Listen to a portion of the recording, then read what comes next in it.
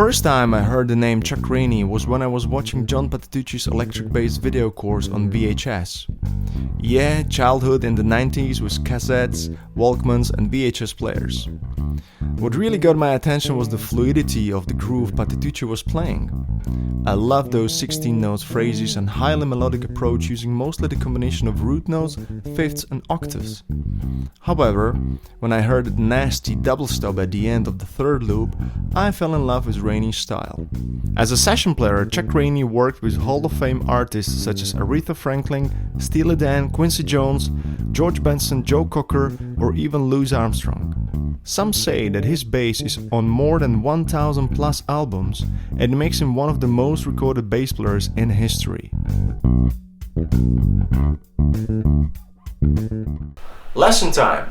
Today we're digging into Chuck Rainey and his fluid grooving style. I've heard about him for the first time on John Patitucci electric bass method, which I watched on my really old school VHS. And when I heard that bass line, which you just heard, I was completely mesmerized. It was brilliant, the timing and the use of the notes. And then when I started to analyze it and play it, I just realized that it's the masterpiece in using of the root notes, fifth and octaves. That's it. That's the whole thing in the bass line. So let's look at the first 4 bars of the bass line. You're playing the root notes are E, D, C, and B. Yeah, and the bass line starts with this, Yeah, do do do do. So you play the root note and you play the fifth. So if you just take this first phrase and play it around the neck from D, C, and B, you get pretty cool bass line.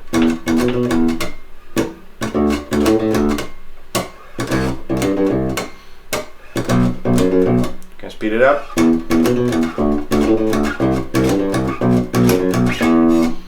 Awesome.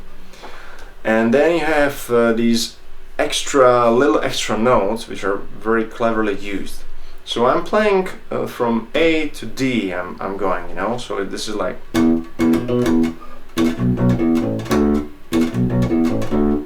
That's the line which is connecting E with the D, and the most important note is this one. It's A. If you look at it, I'm playing E, and the fifth to E is B. But if I want to get that movement to another chord and make sure when you're listening to the bass line, you're anticipating the change, the best method is actually playing the fifth from the chord which is coming. You're anticipating it. So when I'm playing E, my connecting note would be A. Going to D. When I'm going to C, my connecting note is going to be G to C. And when I'm going to B, my connecting note is going to be F sharp to B. And that's what Chuck Rainey is doing in his groove. But actually, John Patitucci, but you know what I mean. So that's a really cool trick, So when I'm going from E to D through A, because A is a fifth in D, okay? Are with me? It's quite sounds difficult, but actually it's not. Then I'm going to C, and the fifth to C is G. I'm using G as a connecting note to the root note C, and then I'm going to B, and I'm using F sharp going to B. So this is what he's using, Yeah?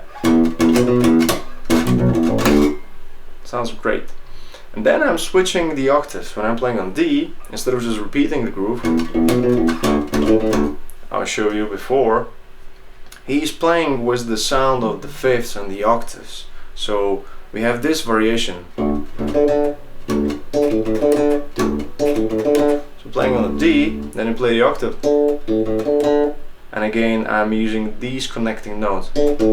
D through G to C. And then on C I'm playing again with the fifth, which is high up, or I can play with the fifth going an octave lower, so C, G like this, C, G like this. It creates this beautiful movement when you're listening to the bass line, which goes like up and down, up and down. it's very pleasant for our ears to listen to the bass lines, which are, you know this one probably. Yeah, so when you play something,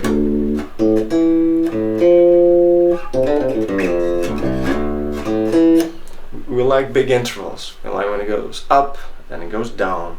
If you play something like, when the notes are too close, when I'm playing the semitone, you can create some really interesting rhythms, but it's not very, you know, memorable. When you hear the riff or the bass line using notes which are very close together, you will just you wouldn't remember it. You wouldn't kind of sing along. So all the strong bass lines are playing there was the up and down movement. So let's go back to the Chuck Rainey, and I played the first 4 bars really slowly, and try to listen to that pattern and try to get it and use it for your own grooving and fun. Yeah.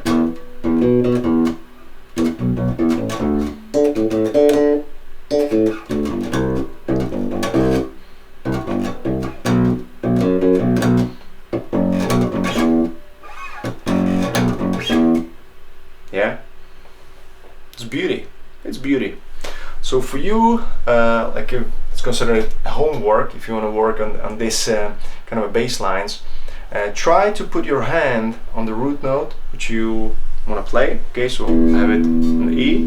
Then I'm using my pinky for the 5th for the octave. Yeah, and then I can play this 5th octave lower, which is on this position. So I have all these notes to my disposal. Yeah.